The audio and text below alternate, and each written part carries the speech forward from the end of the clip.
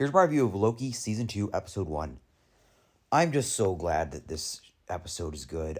We've been burnt by MCU TV lately, and I am glad to say that this is a solid episode with not only the characters, the CGI, but overall, in my opinion, just the vibe. And that's one of my favorite things about the show is just the aesthetic, at least for me personally. Where we're basically kind of picking up right where we left off, where Mobius doesn't know Loki, and it kind of goes right from there, and the timeline is branching. And also, the main thing is that Loki is time slipping. Like, we see how he's being pulled through these different timelines because at the end they killed He Who Remains, and it kind of just throws everything out of orbit, and everything's kind of all mumbo jumbo.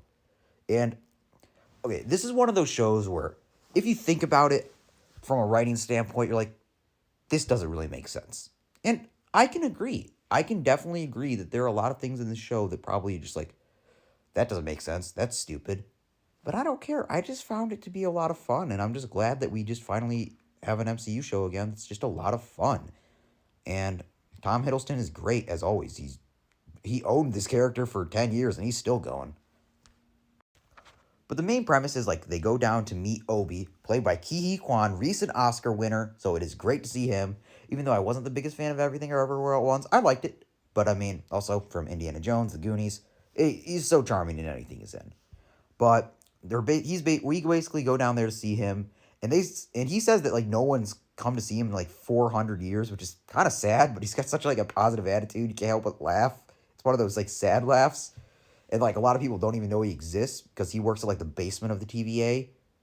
And they basically go to talk to him about why Loki is time slipping, and he doesn't even know because it's not supposed to happen.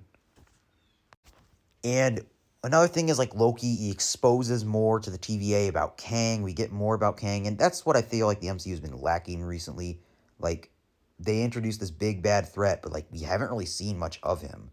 And it's good to see more of him here. At least we don't really see him in person. We just see the statue, which kind of just shows that he's looming over the entire TVA. But at the end, like, they go to this whole, like, random, like, this main power center that needs to be, like, repaired.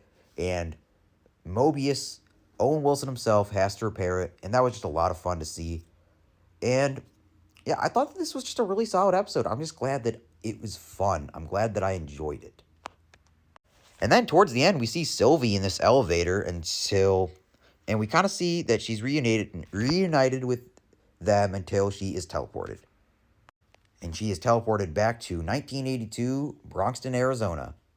Oklahoma, I'm stupid. And it basically ends there, except we do basically get a forced McDonald's product placement.